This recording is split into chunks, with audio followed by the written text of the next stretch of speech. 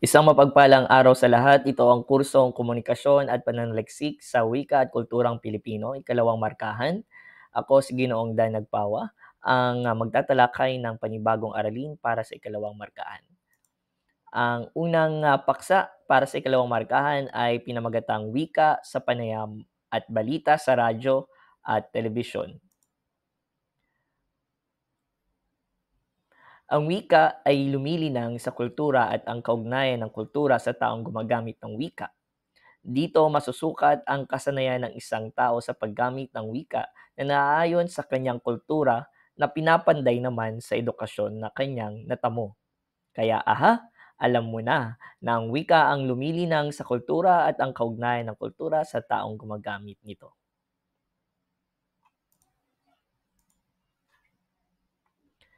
Layunin natin sa araling ito ang matukoy ang iba't ibang paggamit ng wika sa mga panayam at balita sa radyo at telebisyon, magamit ang wikang angkop sa napakinggang panayam at balita sa radyo at telebisyon.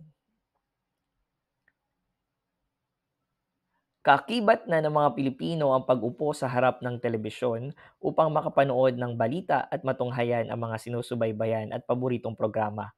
Gayun din sa pakikinig ng radyo o sa radyo at pagbabasa ng mga balita sa pahayagan.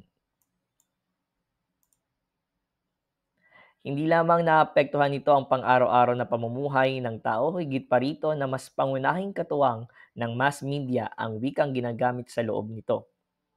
Dahil dito, mas nagiging lantaran ang wikang ginagamit na siyang arbitraryo sa mga tao kung kaya't lumalabas na may mahalagang tungkulin ang wika sa larangang ito bukod pa sa lantad ng paggamit ng wikang Filipino sa mga pampublikong istasyon. Anong balita? Ano ba ang balita? Ang balita ay mga pangyayari sa lipunan at sa mga taong nabibilang sa nasabing lipunan. Para masabing balita, dapat na isinusulat agad ang mga nakuhang tala kaugnay ng pangyayari. Binibigyang halaga ang mahalagang punto sa balita. Kailangang tama ang mga pangalan ng mga taong binabalita, maging ang mga pangyayari at petsa nito. Ang balita ay hindi naglalaman ng mga kuro-kuro. Inilalahad ito ng patas, walang pinapanigan, at malinaw. Ano ba ang panayam? Ang panayam ay pag-uusap ng dalawang tao higit pa para sa isang tiyak na usapin. Maaari namang kumuha ng impormasyon sa panayam. Ang pag-uusap ng dalawang tao o higit pa ay tiyak na kapupulutan ng mga paksa na pinag-uusapan sa loob ng usapin o ng panayam. Ito ay ang pagbibigay ng mga kaalaman ng kinapanayam o ng taong tinatanong tungkol sa usapin na gumagamit ng mga angkop na wika batay sa kung ano ang pinag-uusapan. Tinatawag din itong primary source at madalas itong isagawa kung nais na matukoy ang mas malalim na impormasyon tungkol sa partikular na bagay, pangyayari at iba pa.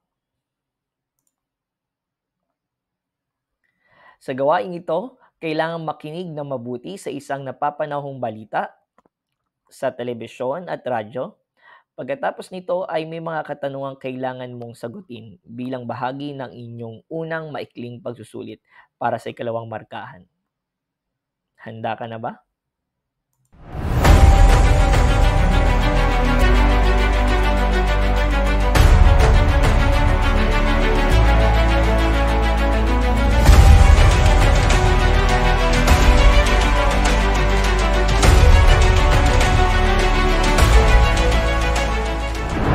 We woke up in the morning to the sound of sirens. We assumed it would be just yet another round of rocket launching and rocket barrages, and everything would go back to be the same as it was. But then we saw horrific videos, children being tied up.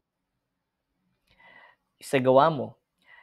Siguradong marami ka nang nalaman na wikang ginagamit sa panayam at mga balita sa radyo at telebisyon kaugnay ng isyong pinag-uusapan dito. Sa gawaang ito, ibigay mo ang iyong natutuhan, isulat sa anumang malinis na papel ang sagot sa bawat katanungan. Unang tanong,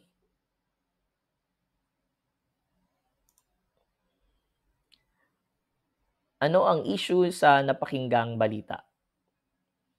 Pangalawa, Magtala ng 5 salitang ginagamit kaugnay ng isyu sa balita at tukuyin kung anong antas o variety ng wika ang salita. Pangatlo, batay sa iyong napuna sa pakikinig ng balita, anong wika ang ginamit upang mailahad ng malinaw ang balita? Pang-apat, bilang mamamayan, paano mo napapahalagahan ang mga napapanahong balita sa radyo at telebisyon? Maaari mo nang simulan ang pagsagot sa iyong sagutang papel sa loob ng 15 minuto.